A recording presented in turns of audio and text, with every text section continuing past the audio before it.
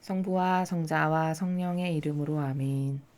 하늘을 우러러 사랑할 하느님 아버지 뜻 안에서 스승이신 예수님과 도움이신 성령님과 사랑할 성모님과 성요셉 아버지와 성미카엘 대천사와 하늘의 모든 거룩한 천사들과 성인들의 정보를 청하며 기도드립니다. 아버지, 오늘도 전 인류에서 바쳐졌을 아버지께 드렸던 모든 희생과 고통과 그리고 배상과 보속들, 그리고 아버지께서 사랑하시는 자녀들이 바쳐드렸던 모든 기도들, 또 저희 사명이 오늘 하루 동안 아버지 뜻을 이행하기 위하여 자신의 의지와 자아를 죽여버리고 오로지 아버지의 뜻만을 위해서 행했던 가장 작은 것부터 큰 것에 이르기까지 어느 것 하나 남김없이 빠짐없이 모조리 다 예수님과 어머니의 하나 되신 성심을 통해서 아버지의 뜻에 모두 봉헌드립니다.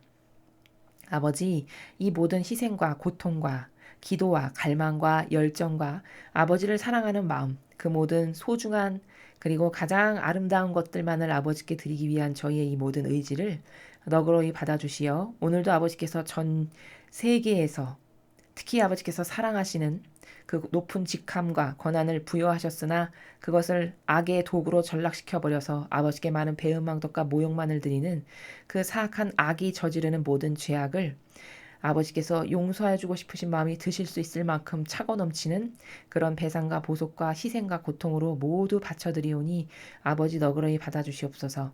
그리고 아버지 이 불쌍한 대한민국을 가련히 여겨주시옵기를 간절한 갈망으로 청원드립니다. 이제 얼마 있지 않으면 이 대한민국에서 선거가 있습니다. 부디 성모님의 천사들을 각 선거의 투표소마다 파견하시어 눈 멀고 귀 먹어서 무엇이 옳고 그른지 모르는 주님의 가련한 백성들의 손을 아버지의 선의 세력에게 그들이 도장을 찍고 투표할 수 있도록 성모님의 그 막강한 천사 군단을 각 투표소마다 파견하여 주시옵소서.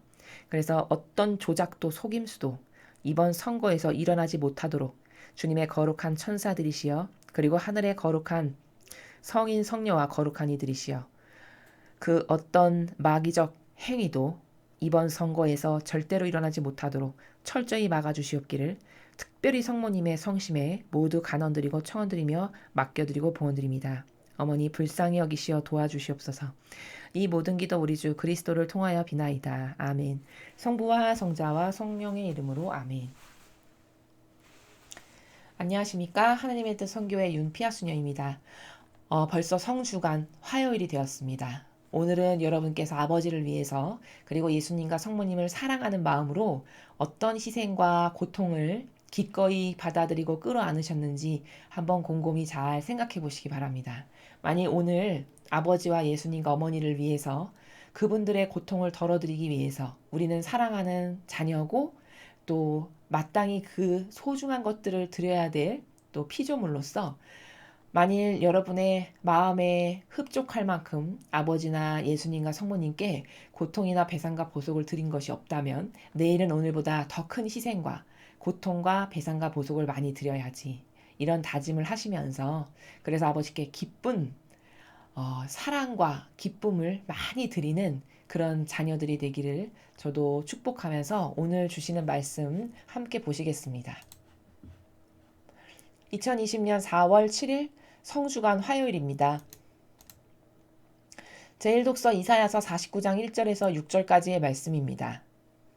섬들아 내 말을 들어라. 먼 곳에 사는 민족들아 귀를 기울여라. 주님께서 나를 모태에서부터 부르시고 어머니 뱃속에서부터 내 이름을 지어주셨다. 그분께서 내 입을 날카로운 칼처럼 만드시고 주님의 손그늘에 나를 숨겨주셨다. 나를 날카로운 화살처럼 만드시어 주님의 화살통 속에 감추셨다. 그분께서 나에게 말씀하셨다. 너는 나의 종이다. 이스라엘아 너에게서 내 영광이 드러나리라. 그러나 나는 말하였다. 나는 쓸데없이 고생만 하였다. 허무하고 허망한 것에 내 힘을 다 써버렸다. 그러나 내 권리는 나의 주님께 있고 내 보상은 나의 하느님께 있다. 이제 주님께서 말씀하신다. 그분께서는 야곱을 주님께 돌아오게 하시고 이스라엘이 주님께 모여들게 하시려고 나를 모태에서부터 주님 종으로 빚어 만드셨다. 나는 주님의 눈에 소중하게 여겨졌고 나의 하느님께서 나의 힘이 되어 주셨다. 그분께서 말씀하신다. 네가 나의 종이 되어 야곱의 지파들을 다시 일으키고 이스라엘의 생존자들을 돌아오게 하는 것만으로는 충분하지 않다. 나의 구원이 땅끝까지 다다르도록 나는 너를 민족들의 빛으로 세운다. 주님의 말씀입니다. 하느님 감사합니다.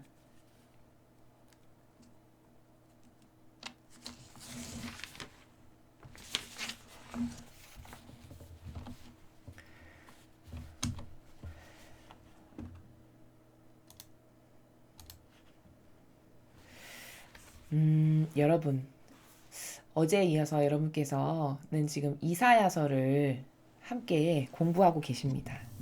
그 이사야서를 통해서 특히 오늘 나오는 이 부분과 어제에 이어서 이 부분에서는 여러분께서 삼위일체의 신비에 대해서 굉장히 잘 이해하실 수가 있는 그런 독서의 말씀이 바로 지금 오늘 여러분께서 들으신 49장 1절에서 6절까지의 말씀입니다. 아주 기본적인 것부터 먼저 삼위일체에 대해서 말씀드리면요. 성부와 성자와 성령께서는 한 뜻이시라는 거죠. 자, 그럼 그 한 뜻이시라는 것은 성부, 성자, 성령의 그 삼위일체라고 하시는 것의 그 근본적인 속성을 알아보면 마치 이런 것과 같습니다. 어떻게 이해하시면 이해가 빠르시냐면 뭐 예를 들어서 제가 이렇게 직분을 수행할 때는 무슨 수녀님 이게 제 이름이죠. 근데 예를 들어 제가 뭐 예를 들어 무슨 관공서나 이런 데를 간다. 그럼 제 본래 세상에서 쓰던 저의 이름을 부르겠죠. 그리고 뭐 저의 본가에 가게 되면 저의 부모님께서 저를 부르시는 또 애칭으로 저를 부르시기도 합니다. 자, 그럼 이거는 뭐냐? 제가 필요에 따라서 불리우는 이름이 다르다는 거죠. 근데 사람이 변하냐? 사람은 안 변하고 한 사람이라는 거예요. 이게 바로 삼위일체의 신비라는 겁니다. 그러니까 성부와 성자와 성령의 관계는 그렇게 마치 제가 한 사람인데 제가 수행해야 되는 역할과 직분에 따라서 저의 이름을 달리 부르듯이 마치 한 분이신데 때로는 하느님 아버지로서 때로는 성자로서 때로는 아버지 뜻을 이루시고 받드시는 성령 하느님으로서 이렇게 각각의 위격이 존재한다. 그러나 한 뜻으로서 하나시다. 라는 게 지금 제가 저의 예를 들어서 설명드린 삼일체를 아주 기본적으로 가장 쉽게 이해할 수 있는 그런 어떤 도구라고 할 수 있습니다. 자, 그것은 아주 기본이 되는 베이스고요. 자, 이제 그것이 이해가 되셨으면 오늘 이것은 그 베이스를 기본 바탕으로 깔고 조금 더 한 단계 업그레이드 된 나라에서 제가 설명을 드릴 거기 때문에 마음의 준비를 하시고 정신을 집중하셔서 천천히 따라오시면 됩니다. 오늘 지금 여기서 먼저 선언적으로 말씀드리면 예수님은요, 인성과 신성을 같이 갖고 계신 분이셨어요. 그렇죠? 자, 그 인성의 이름이 예수이고요. 그 동일한 인물인데 그분 안에 계시는 신성을 지칭할 때 우리는 그리스도 이렇게 부릅니다. 그러니까 제가 동사무소 갈 때, 저의 본가에 갈 때, 제 직분을 수행할 때 이름이 다르듯이 그 이름이 다른 것은 왜죠? 제가 수행하는 저의 역할과 일에 따라서 저를 부르는 명칭이 다른 거지만 똑같은 한 사람이라는 거죠. 마찬가지로 예수님께서 우리 같은 이런 육을 가지고 완벽한 인류의 죄악을 배상하고 보속하시기 위해서 자원하여서 육을 취하셔서 오셨기 때문에 인성이 존재하시는 거고요. 그것을 우리는 예수님이다 이렇게 부르고요. 동시에 같은 사람이지만 그분의 내면과 정신세계에는 신성이라는 것이 존재하셨는데 그 신성을 지칭할 때 그리스도. 그리고 오늘 여기 주님이라는 단어가 굉장히 많이 나와요. 그 주님이 바로 그리스도라고 지칭되는 그 신성을, 예수님의 신성을 지칭할 때 우리는 주님 이렇게 부릅니다. 자, 여러분, 주님이라는 단어가 굉장히 여러분은 혼동을 많이 갖고 뒤죽박죽으로 쓰시는 경향이 많아요. 그건 왜냐면 로마 가톨릭에서 배울 때 주님을 하느님도, 주님, 예수님도, 주님 이렇게 불러서이거든요. 근데 원래 어원적으로 근본이 되는 것부터 제가 말씀을 드리면 주님이다 하면은 원래 주인님의 약자입니다. 나의 주인이신 주인님의 약자를 주님 이렇게 불러요. 그럼 나의 주인님이라는 것은 나를 창조하신 분을 주인이라고 불러야 마땅하죠. 그러니까 주님이다 하면은 실제적 창조주이신 예수님을 우리는 주님이라고 부릅니다. 기본적으로. 근데 그렇게 주님 이렇게 부를 때는 그분의 이런 육을 갖고 있는 인성을 지칭하는 게 아니고 그분의 창조주로서 우리를 만드셨던 그 주인님으로서의 주님, 즉 신성을 지칭할 때, 예수님의 신성을 지칭할 때 우리는 주님 이렇게 부른다는 겁니다.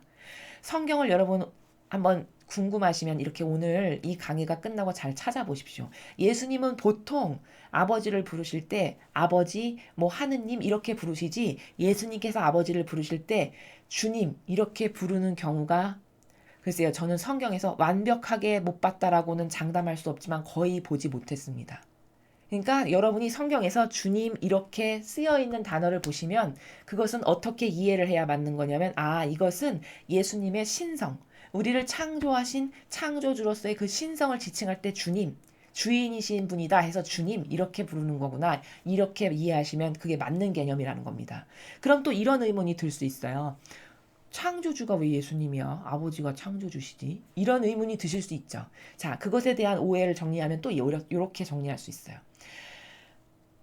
이 신적 질서라는 것이 어떻게 구성되어 있냐면, 창조하시고자 하는 뜻과 계획은 다 아버지께서 세우신 게 맞아요. 아버지의 그 원대하신 계획과 알파와 오메가를 모두 다 바라보시는 그 아버지의 그 전지전능하신 나라에서 아버지께서 계획하시고 모든 것을 뜻하신 그 창조주의 역할을 아버지가 하셨고, 그 아버지의 뜻에 의해서 사실적으로 이렇게 인류를 창조하신, 인간을 만들고 이런 동물을 만들고 뭐 그런 기타 등등의 실제적 행위를 하신, 아버지의 뜻을 받들어서 실제적으로 창조를 하신 분을 우리는 예수 그리스도라고 보는 겁니다. 그래서 제가 좀 전에 그 창조하신 우리의 주인이신 주인님, 그 주님이 예수님의 신성이다라고 말씀하실 때 제가 왜 창조라고 말했냐면, 그렇게 실제적으로 창조하신 것은 예수님이고 사실적 행위로 그 행위가 있게끔 허락하셨고 모든 것을 세웠고 뜻하신 바가, 계획하신 모든 것은 그럼 어디서 나왔냐? 아버지로부터, 그 창조주 아버지로부터 나왔다는 거예요. 이걸 더 쉽게 이해하려면 세상적 비유로 이렇게 이해할 수 있습니다, 여러분. 한 기업도요, 회장이 있고 사장이 있죠. 그렇죠? 그럼 그 거대한 기업에 뭐 만약에 뭐 계열사가 한 100개 있다. 그럼 100개의 계열사의 전체를 통괄하고 아우르고 모든 계획과 뭐 앞으로 뭐를 할지에 대한 현안이나 방안을 다 계획하고 수립하고 진두지휘하는 건 누가 하죠? 그건 회장이 해야 될 일인 거예요. 그 역할적 본분이, 그쵸? 근데 회장이 막 직접 나서서 막 다스리거나 이런 건 안 하죠. 그 모든 진두지휘하는 거대한 계획을 회장이 세우고 그 밑에 각각의 계열사의 사장들이 이제 사실적으로 그것을 구현하죠. 우리 계열사는 이번 해에 뭐 1, 4분기에 뭘 하겠습니다. 우리 계열사는 뭘 하겠습니다. 지시를 받아서 그것을 사실적으로 수행하는 건 사장이 한단 말이죠. 바로 그런 사장과 같은 이를테면 역할을 예수님께서 하셨다라고 이해하면 여러분이 조금 더 그 신적 질서에 대해서 이해를 쉽고 바르게 하실 수 있다라고 말씀을 드리는 겁니다. 그래서 지금 이 일독서에 들어가기도 전부터 이런 말씀을 드리는 것은, 이런 기본 개념이 있어야만 오늘 이 일독서 이사야서를 여러분께서 접하실 때 오해가 없고 혼동이 없고 잘 이해하실 수 있기 때문에 먼저 기본이 되는 개념과 백그라운드가 되는, 베이스가 되는 그 제반 사항을 제가 먼저 말씀을 드리고 들어가는 겁니다. 자, 요약 정리하면 삼위일체는 한 사람이 각각 어떤 맡은 역할과 직분에 따라서 이름이 다른 것과 같이 성부, 성자, 성령의 그 세 분의 관계성이 한 사람 안에 각기 다른 역할에 따른 위격을 갖고 계신 것과 같은 마치 그런 원리다라는 것. 그렇게 삼위일체의 원리의 가장 기본이 되는 것은 바로 그것이고, 주님이라고 하는 단어에 대해서 혼동할까봐 제가 추가로 말씀을 드리면, 주님은 사실 그 어원이 주인님이다 해서 파생된 거고, 그것을 줄여서 주님이라고 부르는 건데, 그럼 우리의 주인이신 주인님은 우리를 사실적으로 만드신, 창조하신 그 분이 바로 예수님이시고, 그 주님은 예수님의 신성을 말씀하시는 거기 때문에, 즉 그리스도를 주님이다 이렇게 부른다. 아니 그럼 아버지가 창조하셨는데 뭐 예수님이 또 창조하셨다는 건 무슨 말이야? 이 세 번째 오해에 대해서는 신적 질서의 나라에서의 관계성에서 봤을 때 한 그룹이 커지고 거대해지면은 몇 개 막 100개의 계열사가 있고 그러면 거기 회장이 있고 사장이 있듯이, 그 회장은 모든 것을 아우르고 총괄하고 기획을 하고 뜻을 세우는 것이 회장의 역할이고, 그 회장의 뜻을 받들어서 사실적으로 뭔가 수행을 해서 어떤 열매를 딱딱딱딱 맺어가게끔 하는 것은 바로 사장의 역할이죠. 바로 그렇게 회장과 사장과의 관계성이 하느님 아버지와 그리스도이신 주님이신 예수님과의 관계성이다. 그 창조하실 때조차도 이렇게 보는 것이 올바른 관점이다 라고 여러분께서 이해를 하시고, 이제 일독소에 들어가도록 하겠습니다. 섬들아 내 말을 들어라. 자, 저 섬은 뭐냐면 앞에서도 말씀드렸죠. 섬은 바다의 가운데 우뚝 솟은 것을 섬이라 하죠. 그럼 여러분, 영적의 세계에서 바다라는 것은 인류를 상징해요. 인류. 그 인류 위에 우뚝 솟은 섬. 뭘까요? 우뚝 솟았다는 것은 인류를 다스리는 통치자를 말하는 거예요. 그러니까 세상의 통치자들, 섬들이라는 것은 여러 개가 있다는 거네요. 그러니까 세상에 통치자가 많이 있잖아요. 미국의 대통령, 일본의 대통령, 대한민국의 대통령, 이렇게. 이런 세상의 통치자들을 섬들아 이렇게 부르는 겁니다. 내 말을 들어라. 먼 곳에 사는 민족들아 귀를 기울여라. 뿔뿔이 흩어져 가지고 이제 다 이렇게 갈라진 주님의 백성들아 귀를 기울이거라. 주님께서 나를 모태에서부터 부르시고 어머니 뱃속에서부터 내 이름을 지어주셨다. 자, 주님이 등장했어요. 단어가. 그러면 지금 이 주님은 예수님께서 그 신성인 그리스도라고 우리가 불러드리는 그 신성인 그리스도께서 인성인 예수님에게 하시는 말씀이에요. 이해가 되시죠? 자, 예수님은 인성과 신성을 동시에 갖고 계세요. 그래서 필요에 따라서 어떨 때는 인성으로 말씀하시고 어떨 때는 신성으로 말씀하시는 거예요. 이렇게 다중적인 것이 가능해요. 이게 바로 삼위일체의 신비예요, 여러분. 사람은 단편적으로 딱 하나밖에 없죠. 나에게 어떤 이름이 있어. 그럼 나는 그냥 죽으나 사나 하나지만, 이 신적 세계의 삼위일체라고 하는 거대한 원리는 예수님은 신성과 인성을 동시에 갖고 계시고, 이 두 개가 합쳐지신 분이 곧 예수님이라는 것을 우리는 이해해야 돼요. 이것을 합쳐서 우리는 예수 그리스도 이렇게 불러요. 그래서 어떤 때는 예수님으로서 말씀하시고 어떤 때는 그리스도의 자격으로서 위치로서 말씀하신다라는 거예요. 그럼 주님께서 라고 말씀하시는 것은 그리스도인 지금 신성께서 나를 모태에서부터 부르시고, 그 신성인 그리스도께서 예수님을 성모님의 모태에서, 예수님의 인성이죠. 이 육. 그 육을 모태에서, 성모님의 모태에서부터 부르셨고 어머니 뱃속에서부터 이름을 벌써 지어주셨다 라고 말씀하시는 겁니다. 다중적으로 이해하셔야 지금 이해가 되는 거예요. 이 복음을 잘 이해하시려면요. 자, 그분께서 내 입을 날카로운 칼처럼 만드시고, 저 그분은 누굴까요? 하느님 아버지시죠. 예수님이 그분께서라고 지칭하시는 것은 하느님 아버지세요. 하느님 아버지께서 내 입은 누구죠? 예수님의 입이에요. 예수님의 입을 날카로운 칼처럼 만드신대요. 그럼 날카로운 칼은 뭘까? 저 입은 예수님의 인성의 입이에요. 예수님께서 이 지상에서 말씀을 전하시고 기적을 펼치시면서 사명을 수행하셨던 그 인성의 입, 그 입을 날카로운 칼처럼 만드신대요. 그럼 날카로운 칼은 뭐죠? 여러분, 군더더기가 없는 무기를 말하는 거예요. 그 입이 군더더기라고는 찾아볼래야 찾아볼 수 없는 강력한 진리적 무기라는 거죠. 예수님의 그 인성의 입이 정말 그러셨죠. 그렇게 날카로운 칼처럼 만들어 주신대요. 누가? 하느님 아버지께서 예수님의 그 인성의 입을. 그리고 당신의 손그늘에 나를 숨겨주셨다. 하느님의 손그늘에 예수님을 숨겨주셨대요. 그리고서는 저 손이라고 하면은 여러분 하느님의 손이다 그러면은 보통 아버지의 손은 그 손끝에서 모든 은총이 흘러나오거든요. 하느님의 손끝이라는 것은 본질적인 나라에서 봤을 때. 그런데 그 손 그늘에 숨겨주셨다는 것은 이렇게 군더더기락은 없는 논리적인 무기가 되는 예수님의 그 인성의 입, 그 무기가 되는 것을 손 그늘에 아버지께서 숨겨두셨다가 날카로운 화살처럼 만드셔서 주님의 화살통 속에 감추셨다. 완전히 날카로운 화살처럼 아주 예리하게 정련되고 깎인 그런 화살처럼 예수님의 그 인성의 입을 단련시키셔서 화살통 속에 하느님 아버지의 화살통 속에 이렇게 감추어 놓으셨다라는 거예요. 그리고서는 그분께서 나에게 말씀하셨다. 저 그분도 하느님이십니다. 너는 나의 종이다. 이스라엘아 너에게서 내 영광이 드러나리라.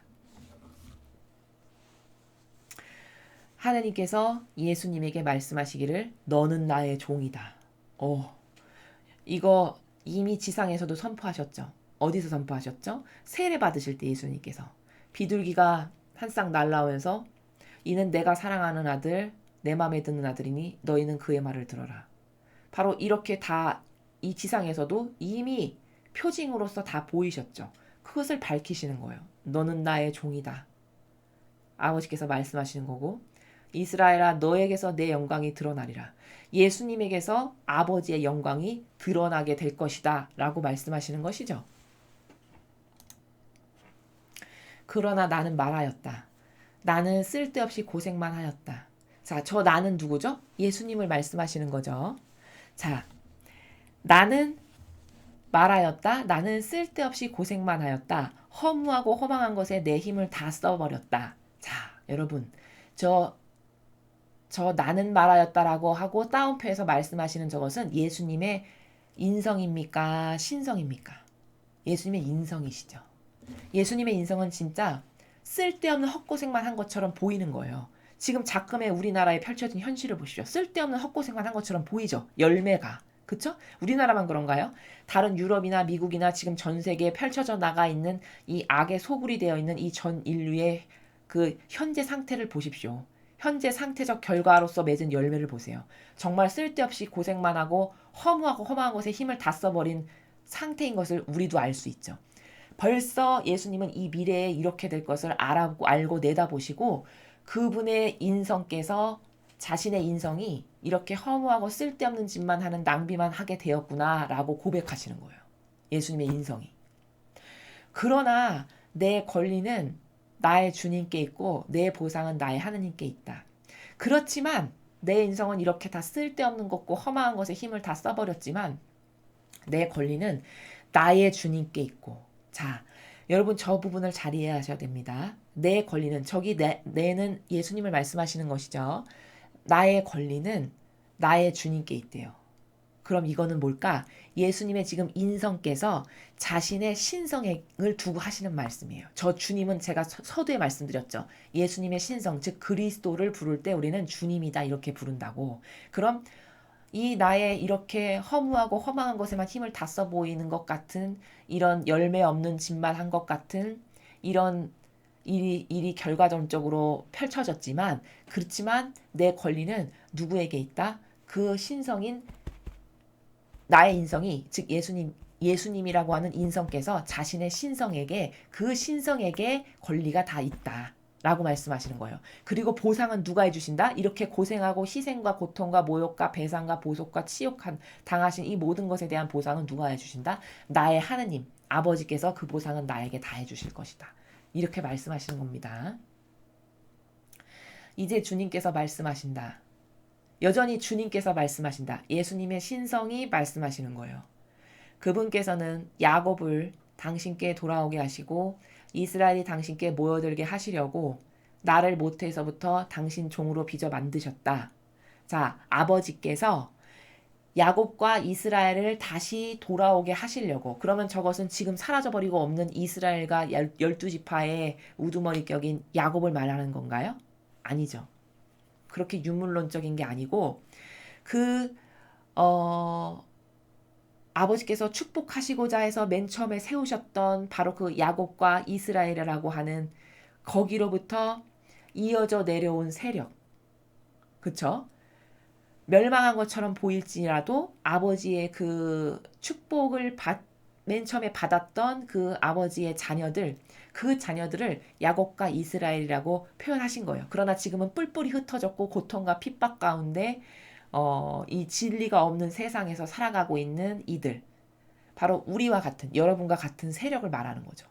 그들을 모아들이게 하시려고 성화의 시대가 되면 다 모아들이겠죠, 여러분. 제가 누누이 말씀드리듯이 새 이스라엘, 새 예루살렘, 또 새천년 새 왕국이라고도 불리는 계시록에 보면 그때가 되면, 즉 성화의 피앗 시대가 되면 이렇게 뿔뿔이 전 세계에 흩어졌던 아버지의 이 진리를 받아들이고 이것만이 옳습니다 하는 세력이 이제 다 모아들여서 아버지께로 다가오게 된다는 거예요. 아버지의 뜻 다스림에 일치되고 하나 돼서 다가온다는 거죠. 그렇게 하시려고 모태에서부터, 성모님의 태중에서부터 아버지의 종으로 예수님을 빚어 만드셨다라고 말씀하시는 거죠. 나는 주님의 눈에 소중하게 여겨졌고 나의 하느님께서 나의 힘이 되어주셨다. 이 주님도 당신 자신의 인성을 자신의 신성을 두고 말씀하시는 거예요. 인성께서 자신의 신성이 보기에 소중하게 여겨졌다는 거죠. 그리고 하느님께서 항상 힘이 되어주셨다. 나의 아버지께서 내가 어디를 가건 무엇을 하건 어떤 일을 향하던지 간에 늘 나와 함께 하시고 그분의 뜻과 완전히 용해되고 하나 된 자로서 항상 예수님과 함께 아버지의 영께서 계셨다라는 것을 여기서 지금 말씀하시는 거예요. 늘 나의 힘이 되어주셨다는 것은 항상 함께 계셨다는 거죠. 단지 떨어져 있었던 유일한 순간은 제가 며칠 전에 주님 순환 주일 때 말씀드렸던 그 복음에서 아버지 어찌하여 저를 버리셨나이까 라고 말씀하시는 그 부분을 굉장히 잘 이해해야 되는데, 이 잔을 저에게서 하실 수만 있으면 비켜가게 해주십시오라고 말씀하신 그 대목을 제가 말씀드릴 때 설명드렸죠. 유일하게 아버지의 영께서 잠시 예수님을 떠나셨던 순간이 바로 그때다. 겟세마니에서부터 그 시작됐던 고통, 그때부터 돌아가시기 직전까지 아버지가 잠시 떠나 계셨던 순간인데, 그것을 어찌하여 저를 버리셨나이까라는 말을 통해서 우리는 알 수 있고, 왜 그럼 이렇게 한평생 예수님의 힘이 되어주셨고 항상 함께 계셨던 아버지가 왜 떠나셨냐면, 예수님께서 온 인류에 대한 배상과 보속을 완벽하게 하기 위해서 아버지의 뜻이, 또 산 희생제물로 산 희생제물의 양처럼 바쳐지는 게 예수님의 지상생활에 오신 사명 가운데 하나셨잖아요. 인류를 구원하시기 위한. 그럼 그 산 희생 예물을 받으셔야 될 분은 아버지시잖아요. 그럼 그 산 희생 제물에 바쳐지시는 그 제물을 받고 용서해 주셔야 되실 당사자께서 예수님의 영과 함께 계시면 함께 고통받고 돌아가시는 이 과정을 겪을 수는 없는 거라는 거죠. 그것을 받아야 되실 주인이시지. 그렇기 때문에 잠시 떠나 계셨다는, 이것 말고도 다양한 이유가 또 있겠지만 이렇게 두 가지로 말씀을 드렸습니다. 그때 말고는 이렇게 항상 나의 힘이 되어주셨다. 늘 나와 함께 계셨다. 이렇게 말씀하시는 거예요. 그분께서 말씀하신다.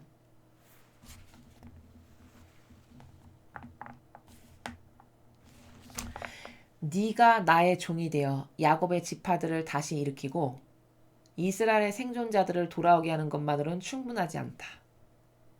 자, 예수님께서 하느님의 뜻을 충직하게 이루시는 종이 돼서 이 흩어지고 뿔뿔이 지금 주님의 백성들이 다 흩어지고 전 세계의 모든 악의 세력이 지금 주도권을 잡음으로써 선의 세력은 아주 미약하고 희미해져 버렸잖아요.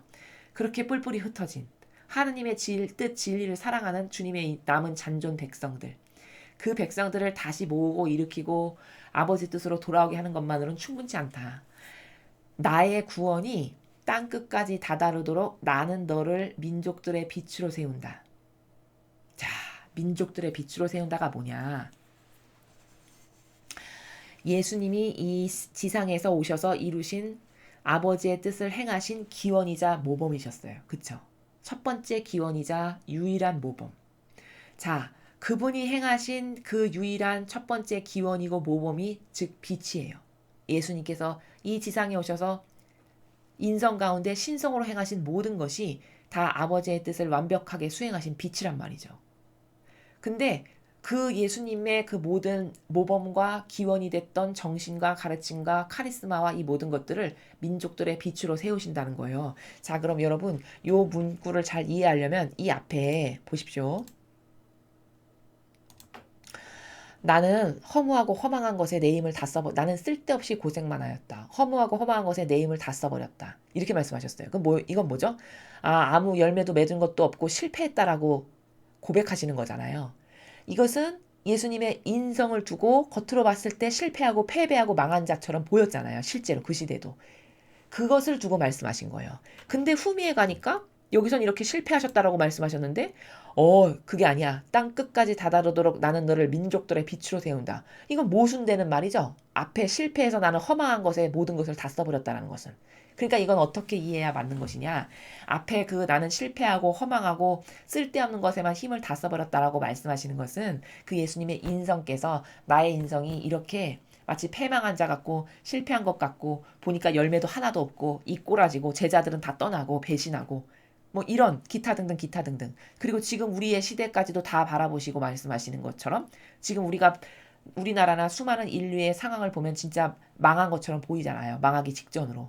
이렇게 그러면 그토록 많은 고통을 당하시고 그토록 많은 배상과 보복을 철저히 완벽하게 하셨는데도 불구하고 맺은 열매가 지금 이런 거라는 거예요. 그게 허무하고 허망하다라고 인성께서 말씀하시는 거예요. 근데 이 후미에 땅끝까지 다다르도록 나는 너를 민족들의 빛으로 세운다라는 건 정반대 모순적인 말 같잖아요. 그러니까 이건 뭘까? 이건 신성이 이렇게 되신다는 거죠. 그분의 신성, 예수님의 신성이 결국에는 승리하실 건데 어떻게 승리하실 거냐?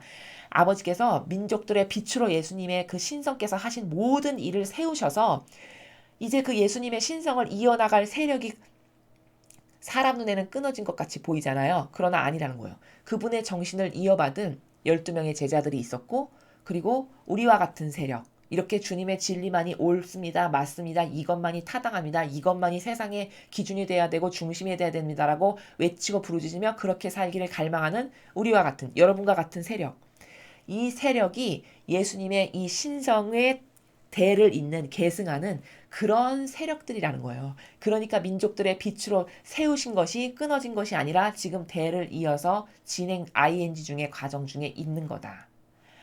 라고 이 신성의 나라에서 후미는 신성의 나라에서 망한 게 아니다. 성공한 거야. 왜? 너의 빛을 계승할 세력이 있다는 말씀을 지금 이렇게 하시는 것이고 앞에 전반부에서 나는 허망하다, 헛되다, 이렇게 헛된 것에 다 써버렸다. 이것은 겉으로 봤을 때 주님의 인성이 망한 것처럼 보이고 그렇게 허무하게 돌아가셨으니까요. 패망한 것처럼 보이고 하나도 이룬 것이 없는 것처럼 보이고 제자들도 다 막 뿔뿔이 흩어졌고 지금 우리가 살아가는 이 세대까지도 하나도 예수님께서 그렇게 많은 희생을 하셨는데 뭐가 똑바로 계승됐거나 전승됐거나 열매 맺은 게 하나도 없어 보이는 패망한 것처럼 보이는 그 현실을 나의 인성이 이렇게 많은 고통을 짊어졌는데도 불구하고 이렇다니 라고 말씀하신 것이고 후미는 그 예수님의 동시에 공존하시는 이 신성적 관점에서 보았을 때 아버지가 아니다. 망한 것이 아니다.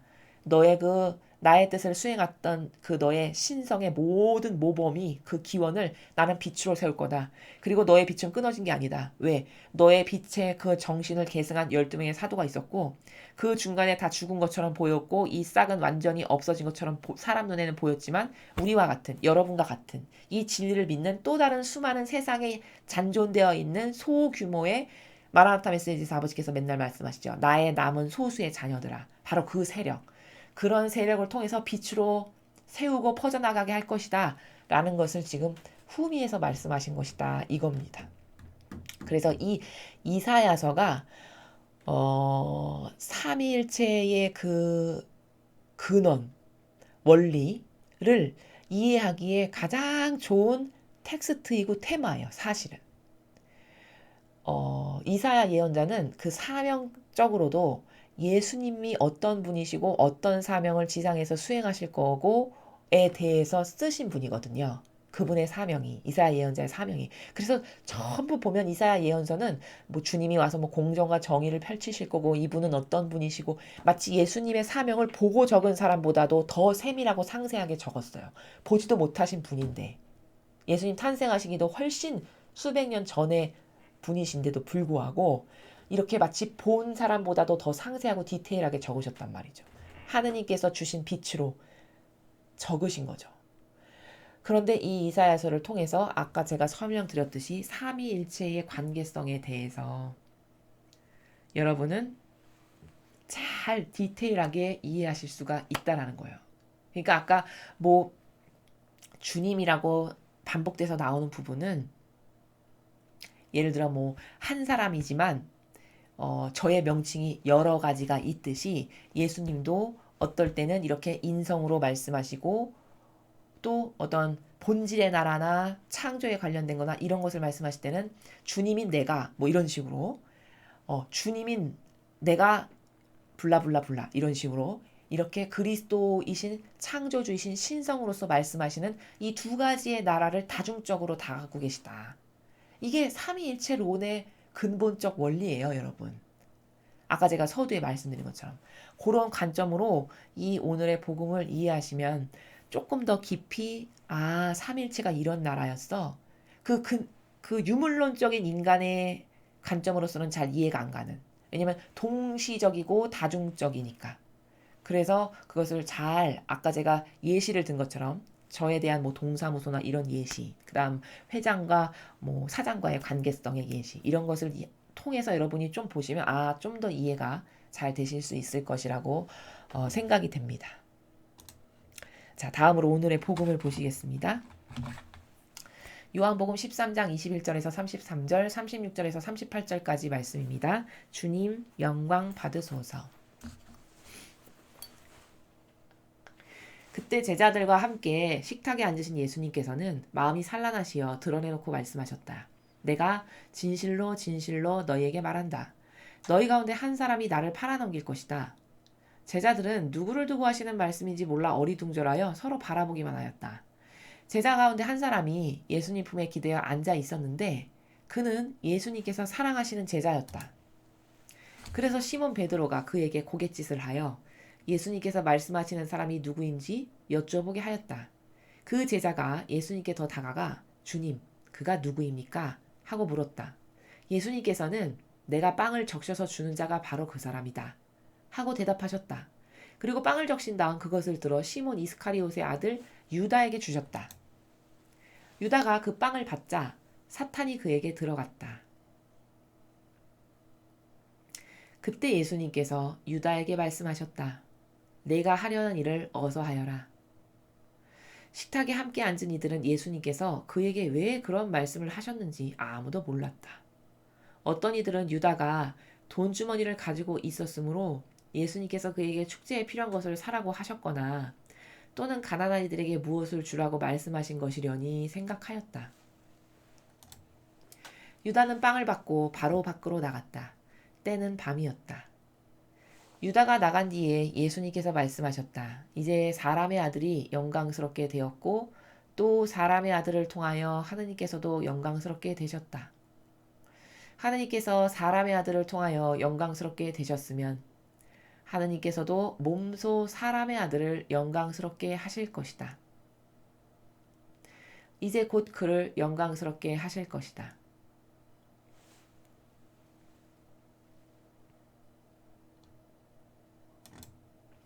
얘들아, 내가 너희와 함께 있는 것도 잠시뿐이다.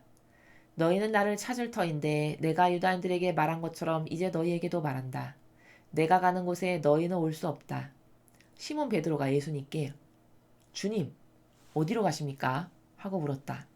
예수님께서는 그에게 내가 가는 곳에 네가 지금은 따라올 수 없다. 그러나 나중에는 따라오게 될 것이다. 하고 대답하셨다. 베드로가 다시 주님, 어찌하여 지금은 주님을 따라갈 수 없습니까? 주님을 위해서라면 저는 목숨까지 내놓겠습니다. 하자. 예수님께서 대답하셨다. 나를 위하여 목숨을 내놓겠다는 말이냐? 내가 진실로 진실로 너에게 말한다. 닭이 울기 전에 너는 3번이나 나를 모른다고 할 것이다. 주님의 말씀입니다. 그리스도님 찬미합니다. 오늘 이 요한복음에서는 한 가지만 짚어서 보고 넘어가도록 하겠습니다. 자, 가장 이해가 좀 어려울 것 같은 부분이 어떤 부분이냐면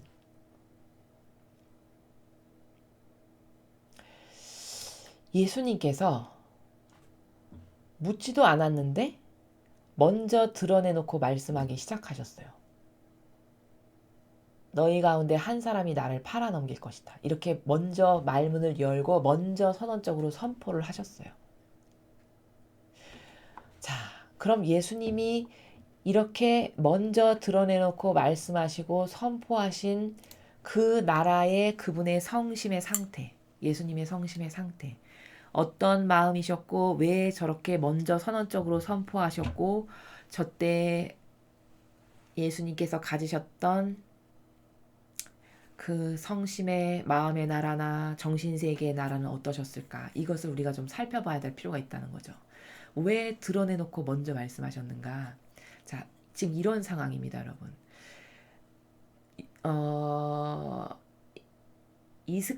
시몬 이스카리옷 유다가 이미 마음을 먹었어요. 악에게 완전히 점령당해서 마음을 먹은 상태예요. 그러니까 유다의 마음 상태는 지금 이런 거예요. 제가 앞에 강인가 어떤 복음에서 말씀을 드린 적이 있었는데 유다는 예수님께 자신이 제자로 받아달라고 다가왔을 때부터도 의도가 별로 좋지 않았었다고 제가 말씀드렸습니다. 자, 이것은 제 말이 아니고 어디 책에 나오냐면 하느님이시여 사람이신 그리스도의 시라는 책을 여러분이 사서 보시면 거기에 아주 상세하게 묘사되어 있습니다. 예수님이 거절하셨던 유일한 제자가 딱 2명 있었어요. 제 발로 찾아온 사람 중에서. 물론 예수님이 직접 뽑으신 제자들도 있었고요. 제 발로 찾아온 제자가 중에 2명을 딱 거절하셨는데 그 중 하나가 누구냐? 나는 여기에 넣어보지 않고선 믿을 수 없어라고 말한 토마스. 그리고 2번째로 오늘 여기 등장하는 시몬 이스카리옷의 아들 유다. 이 둘을 받기를 거절하셨어요. 근데 그 토마스는 거절하셨는데 갔다가 또 다시 오니까 예수님께서 그냥 받으셨어요. 여기서 알 수 있는 원리. 갈망하는 자에게는 그냥 주시는구나. 갈망의 크기에 걸맞게끔. 이것을 발견할 수 있어요. 그런데 이스카리옷 유다는 2번째 왔는데 또 거절하세요. 그래서 이 사람이 가요. 근데 이 사람이 또 와요. 그래서 3번째 오니까 예수님께서 어쩔 수 없이 받으세요. 그 과정이 상세하게 나옵니다. 그러면서 왜 거절하셨는가? 그 2명의 속성이 제자로서 살기에 실패할 거라는 걸 아셨던 거예요. 특히 토마스는 그나마도 받으셨는데 왜 유다는 거절하셨는가?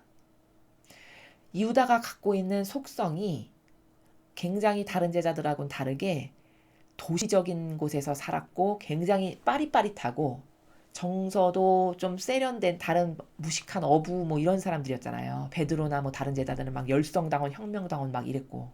근데 유다는 굉장히 아주 도시적이고 그때 그 당시로 따지면 뭐 도시적이고 도회적이고 세련됐고 배운 것도 많고 돈 세는 거에 굉장히 돈 셈에 밝고 막 이런 사람이었어요. 그러니까 굉장히 세상적인 사람이었던 거죠. 게다가 어떤 생각을 가지고 예수님께 다가왔냐면은 이 당시에 로마의 지배 아래 있을 때니까 어떤 열망이 있었냐면 이런 식민지나 이런 핍박받는 우리의 백성을 구해줄 사람일 거다. 라고 나름대로 생각했던 거예요. 유다가 추론하기를. 왜냐면 이제 소문이나 뭐 이런 게 사람도 고치고 뭐 진리를 말씀하시고 뭐 인기도 많고 막 이러니까 저 사람이 이 나라를 이런 우리나라의 이런 고통의 현실에서 건져줄 마치 왕과 같은 그런 존재인 것으로 나름대로 추상하고 상상했어요. 그래서 그 대화를 보면은 예수님과 유다가 대화를 굉장히 장시간에 걸쳐 예수님께서 이 유다를 고쳐주시려고 대화를 많이 하시는 부분이 보여요. 유다가 제자로 받아달라고 다가왔을 때. 거기 보면은 유다가 선생님, 요 요런 일면을 봐도 유다가 어떤 사람인지 금방 알 수 있는 게 예수님께서 어디 묵으셔야 될 밤이 됐는데 이제 뭐 이렇게 허름한 곳에서 묵게 되셨으니까 유다가 뭐라 하냐면 선생님 제가 아는 누구누구 유지 뭐 지역에 무슨 어떤 훌륭한 사람 이런 사람에게 가면 선생님의 잠자리가 편할 겁니다. 뭐 이렇게 제안을 해요. 그 정도로 아는 사람도 많고 유명한 지역 유지하고도 친분이 있고 뭐 이런 스타일이었어요. 그러니까 예수님께서 유다야 뭐 그런 것은 결코 중요치가 않다. 사람의 아들에게는 뭐 이러이러한 것이 중요하다. 뭐 끊임없이 가르치세요. 근데도 끝끝내 어떤 사고방식을 버리지 못하냐면 그래도 선생님 뭐 이런 것도 필요하고 이런 것도 필요한 것 아니겠습니까? 사람이 살아가는 데는 이런 것도 필요하고 이런 사람에게 의존도 해야 될 필요가 있고 이런 방식을 계속 추구하고 주장을 해요. 그러니까 한마디로 유다는 예수님께 다가왔던 마음의 자체가 이 나라를 이런 핍박과 압제에서 구해낼 마치 어떤 왕과 같은 존재 그런 대단한 사람으로 여겼고 그랬기 때문에 제자가 되기를 원했고 그렇게 됐을 때 나도 좀 한 자리를 좀 얻어야지 뭐 이런 사역과 욕망으로 가득한 자였어요. 그것을 너무나도 잘 아시는 예수님께서 그런 마음으로 제자를 하면 패망할 걸 아니까 받기를 거절하셨던 거예요. 근데 갈망하니까 끝끝내 갈망을 열정적으로 하니까 받으신 거죠. 근데 오늘 결국 이제 유다가 이런 마음을 갖게 된 건 왜일까요? 그 모든 앞뒤 정황으로 추론해 봤을 때 시간은 계속 가는데 따라다녀봤자 뭐 별 볼 일도 없고 맨날 누추하고 초라하게 아무 데서나 막 자고 뭐 시컨 따라다녀봤자 얻는 소득은 하나도 없고 맨날 뭐 거지들하고나 어울리고 뭐 창녀 뭐 이런 없는 사람 가난한 죄인이라고 손가락질 받는 이런 사람들이 하고나 어울리고 이런 것을 계속 겪으면서 이 사람은 아닌가 보다. 뭔가 이제 자신이 기대했던 것이 채워지거나 충족되지 않는 이런 것 가운데서 점점 마음이 이제 가라앉게 되는 거죠. 그러면서 이제 여기서 더 이상 얻을 게 없어. 내가 기대했던 그런 것은 아니야. 이런 악이 충동질하면서 꼬드길까요? 안 꼬드길까요? 자아를 끊임없이 꼬드기겠죠. 충동질하고. 이제 거기에 완전히 넘어가서 드디어 팔아넘기기까지 하는 단계까지 악의 도구가 된 거예요. 지금 그런 상황인 거예요. 근데 예수님의 성심의 나라를 가만히 지금 이 앞뒤의 행간의 나라를 통해서 보면 어떠신 거냐면 그걸 다 아시겠죠. 사람의 머리카락 수까지도 세시는 분이시니까. 얼마나 마음의 그림자를 잘 아시겠어요. 너무 가슴이 아프신 거예요. 물론 성경 말씀이 이루어지려면 예수님은 핍박당하고 십자가에 못 박혀야 되고 가시관 쓰셔야 되고 엄청난 고통으로 돌아가셔야만 돼요. 그 아버지의 뜻이 이루어지려면. 근데 예수님의 입장에서는 하필 왜 자신이 3년 동안 같이 데리고 다니고 먹고 자고 입히면서 가르친 제자가 그런 역할을 하느냐는 거죠. 얼마나 비통하겠습니까? 여러분이 입장을 바꿔서 이런 상황에 지금 닥쳐 있다라고 한번 생각을 해보세요. 얼마나 마음이 비통할까를. 지금 그런 비통하신 상태예요. 그런데 지금 먼저 선언적으로 말씀을 꺼내시고 입을 여서서 말씀을 하시는 이유는 사실 그분의 마음의 그 성심의 아름다운 나라는 어떤 그 나라에서 이렇게 먼저 입을 열어서 말을 꺼내시고 배반할 자가 있을 거다 이렇게 이야기하시는 건 왜 그러냐면 마지막 유다의 양심을 건드리시는 거예요. 마지막 기회를 주시는 거죠. 쉽게 말하면. 왜 사람이 어떤 악한 마음을 품고 있다가도 누가 그것을 적나라하게 찔러가지고 이러이런 사람이 있을 거야. 근데 그게 말하는 게 만약에 나야.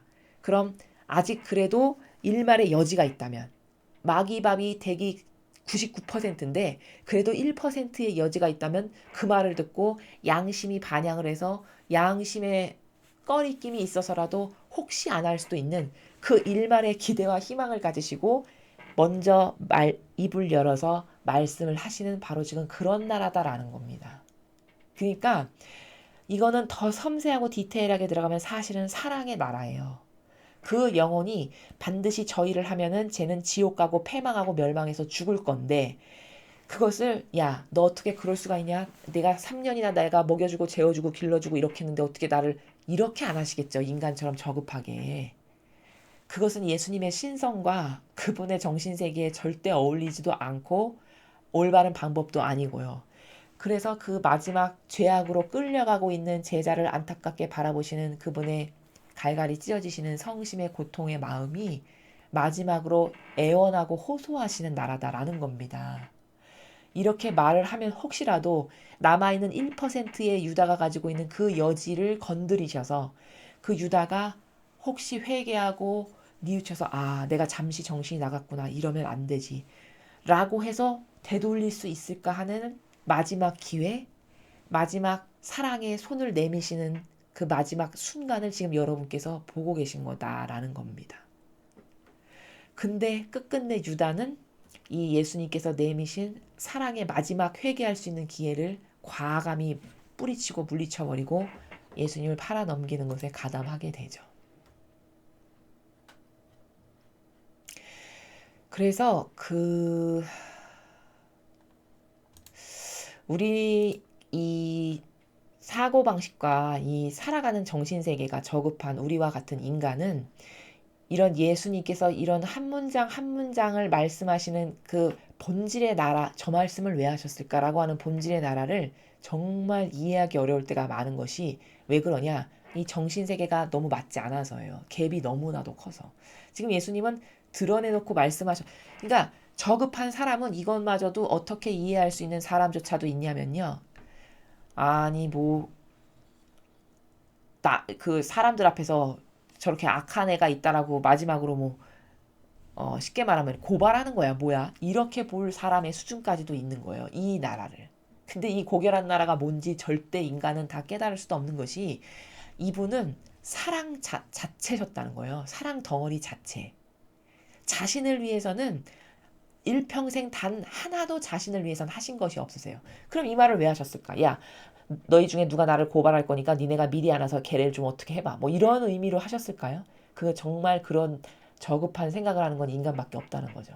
지금 예수님께서 드러내놓고 말씀하신 이 이유는 여기는 마음이 산란하시어 드러내놓고 말씀하셨다.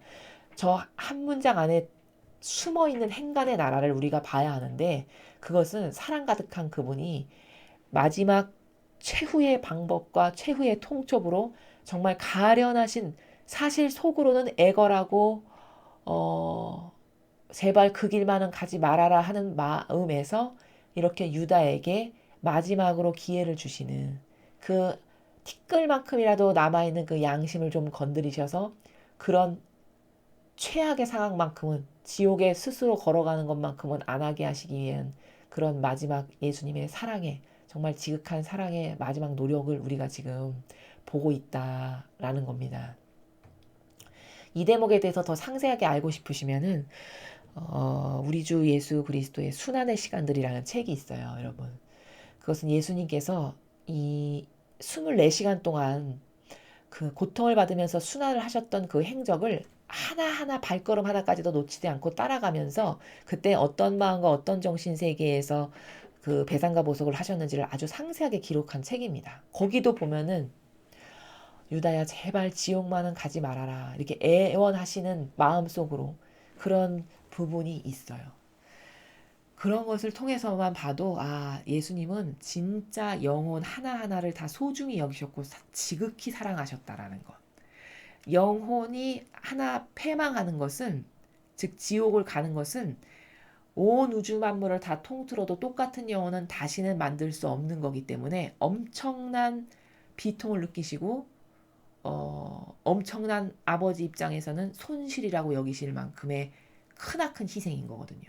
우리야 이런 저급한 사고방식의 인간들이야 사람 하나 죽으면 지가 죄 졌으니까 죽는 게 당연하지. 이런 세계밖에 없잖아요. 유다 같은 경우도 아니 그렇게 예수님을 양심도 없지 자기가 팔아넘겼으니 자살해도 싸지 이렇게 말씀하시는 분들도 계실 거예요. 근데 예수님은 그 지극하고 심도 깊고 고결하고 아름답고 절대성과 유일성으로 무장된 그 사랑의 나라께서 한 영혼에 망하는 것을 절대 원치 않으시는 그분의 마지막 내미시는 손길. 제발 이런 것만은 하지 말거라라는 것을 이 행간의 나라와 이 엄표와 이 표현에서 지금 다 담아서 하시는 것이다. 지극히 가득한 그분의 사랑을 지금 우리가 보고 있다라는 것을 오늘 요한복음에서 여러분께서 이거 하나를 좀 발견하시면 될 것 같습니다.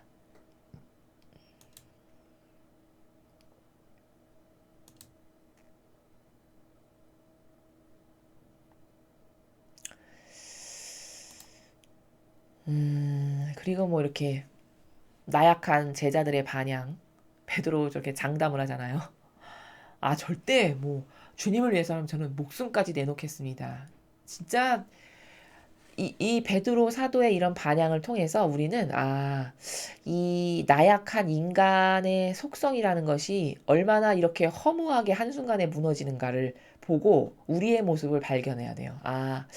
이게 진리의 정신 세계로 무장되지 않고 살아가는 사람은 아무리 호언장담한다 한들 그의 한계성이 그 고통과 핍박이 눈앞에 다가오면 뭐 이런 것 따위는 맹세하고 이런 것은 안중에도 없이 그냥 바로 다 꺾어버리는 이런 허접한 수준이 바로 우리의 수준이다.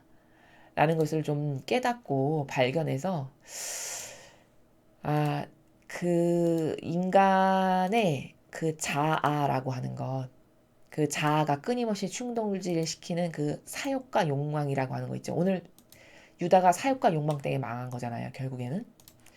그런 것을 얼마나 경계하고 끊어버리고 없애버리려고 하는 노력을 한평생 끊임없이 해야 되는가를 이런 제자들의 부족함이나 이 유다가 마귀밥이 돼버려서 결국에 망하는 이런 것을 보고서 우리는 굉장히 경각심을 갖고 내 자신을 저 케이스에 반추해 봐서 저런 것을 잡고 저 인간적인 것을 없애는 노력을 끊임없이 하셔야 됩니다. 그렇지 않으면 한순간에 저렇게 꼬임에 넘어가서 악의 도구로 전락할 가능성이 나약한 우리 같은 인간에게는 아주 그냥 천지에 깔려있는 지뢰밭과도 같은 거라는 거예요. 이런 상황이. 그래서 오늘 주신 일독서를 통해서 이사야서를 통해서 우리는 삼위일체를 조금 더 깊고 섬세하게 이해하고 깨닫고 발견할 수 있었다는 것. 그 다음 복음을 통해서는 예수님께서 그 사랑 가득한 마음으로 마지막까지도 그 영혼이 패망하는 걸 원치 않으시는 그분의 사랑이 어떻게 말씀하시고 행동하시고 그 영혼을 바라보시고 본질의 나라에서 손을 내미시는가. 그러나 인간은 그 마지막 예수님의 안타까운 그 찢어지는 성심의 고통 가운데서 내미는 손길마저도 그 자아에 충직한 종으로 살아가는 사람은 아예 그것을 거부하기가 급행열차를 타고 지옥으로 자기가 가고 있는데 깨닫지 못하는 그런 한심하고도 가련하고도 불쌍한 모습이 바로 자아와 인성 안에서 살아가는 우리의 모습이다. 라는 것을 발견하고 개선하지 않으면 나도 저런 유다와 별반 다를 것이 없다는 것을 우리가 함께 반성하고 깨닫고 달라져야 하겠습니다. 이상으로 2020년 4월 7일 성주간 화요일 복음 해설을 마치겠습니다. 감사합니다.